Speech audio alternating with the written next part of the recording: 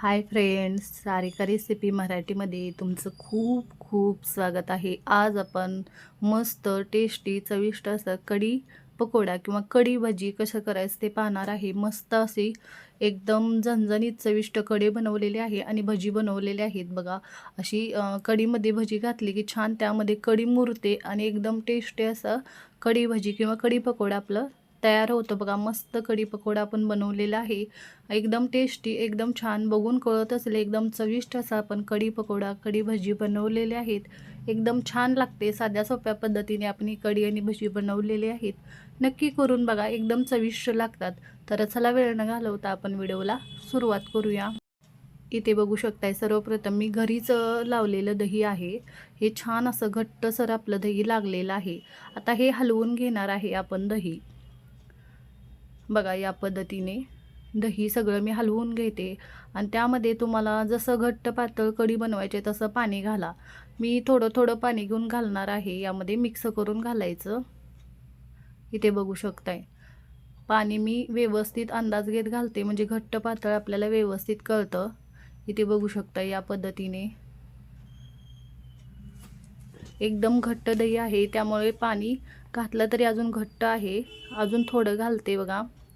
छान असं ताक बनवून घेणार आहे आपण या पद्धतीने मिक्स करून। या पद्धतीने मी पाणी घातलेलं आहे बघा।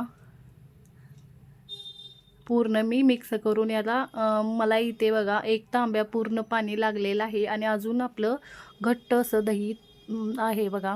घट्ट ताक तयार झालेलं आहे आपलं, बघू शकताय। एक तांब्या पाणी घातलं तरी घट्ट असं ताक तयार झालेलं आहे। आता हे बाजूला ठेवूया आणि एक वाटण बनवून घेऊया।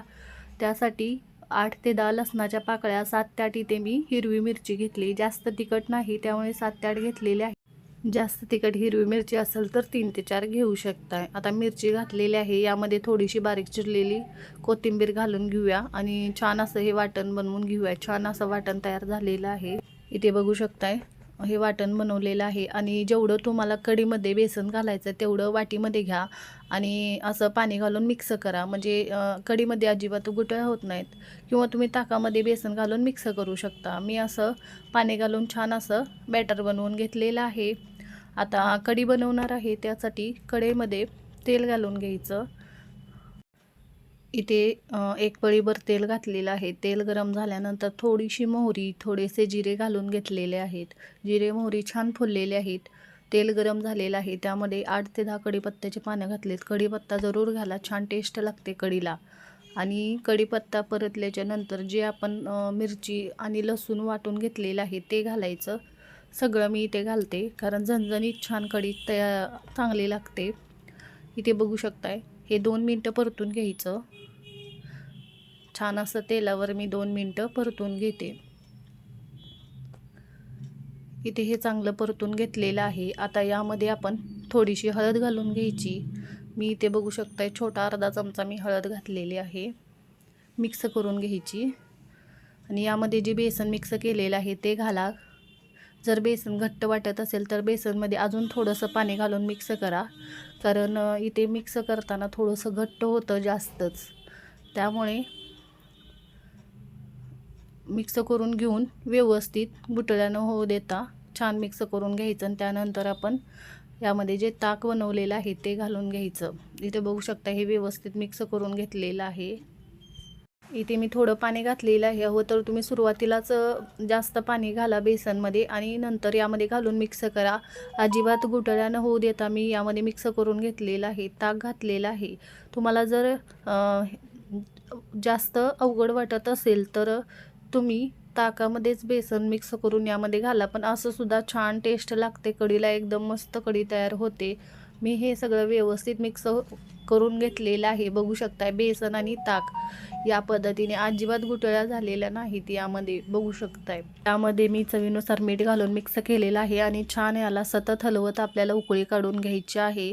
आणि इथे मी कोथिंबीर घातलेली आहे बारीक चिरलेली। आता मी गॅसची फ्लेम हाय करणार आहे आणि सतत हलवत राहायचं, म्हणजे कढी आपली फुटली जात नाही आणि जसं बेसन शिजलं जातं तसं मिळून येतं, अजिबात फुटत नाही।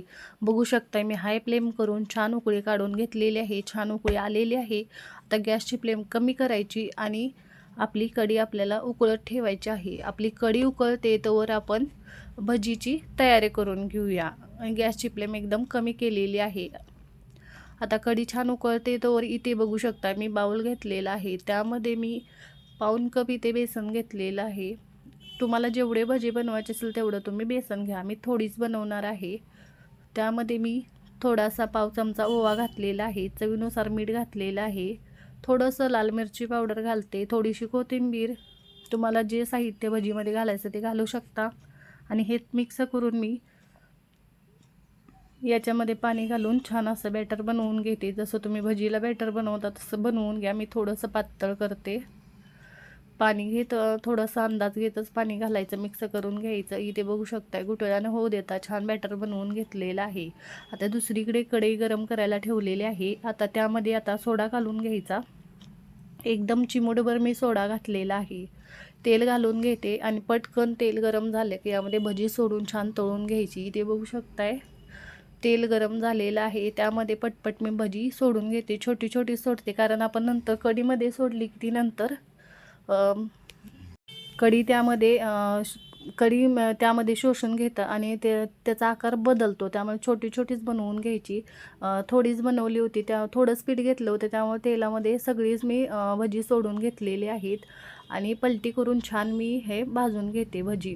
इथे बघू शकताय सगळी भजी छान अशी मी खालीवर करत भाजून घेते. कलर इथे बघू शकता हलक्याशा गोल्डन कलरवर हलक्याशा इथे सोनेरी रंगावर चांगली भजी आपली तळून घेतलेली आहेत. तेल नितळून घ्यायचं.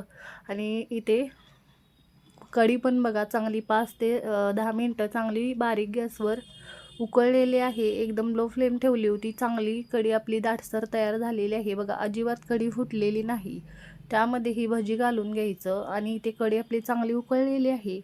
आता गॅस बंद करायचा आणि झाकण ठेवून 5 मिनटं असंच ठेवायचं, म्हणजे यामध्ये छान कढी उतरते भज्यांमध्ये आणि छान असे टेस्टी लागतात. आणि भज्यामध्ये पण छान असं कढीमध्ये पण भज्यांचा छान असा भज्यांची टेस्ट उतरते. छान कढी आपली तयार होते. कढी पकोडा आपला बघा 5 मिनटानंतर छान असं यामध्ये छान असं आपलं कढी पकोडा तयार झालेला आहे. असं झाकून ठेवलं की यामध्ये कढी छान असं भज्यांमध्ये उतरते, मिक्स होते छान अशी. आणि आपला छान कढी पकोडा तयार झालेला आहे. बघू शकताय दाटसर कढी तयार झालेली आहे. आणि भजी पण बघू शकताय तुम्ही भज्यांचा आकार बदललेला आहे. एकदम छान मस्त टेस्टी कढी पकोडा तयार झालेला आहे. झटपट साध्या सोप्या पद्धतीने आपण ही कढी पकोडा बनवलेला आहे. कढी भजी मस्त एकदम टेस्टी ही भाजी लागते. तुम्हाला भाजीला काय करावं सुचत नसेल तर या पद्धतीने कढी पकोडा कढी भजी तुम्ही नक्की बनवून बघा. एकदम टेस्टी लागते. करून बघा आणि कमेंटमध्ये जरूर सांगा तुम्हाला आजचा व्हिडिओ कसा वाटला. व्हिडिओ आवडला असेल तर व्हिडिओला लाईक शेअर करा. चॅनलवर नवीन असाल तर चॅनलला सबस्क्राईब करा. बेल आयकॉनला क्लिक करा. व्हिडिओ पाहिल्याबद्दल धन्यवाद.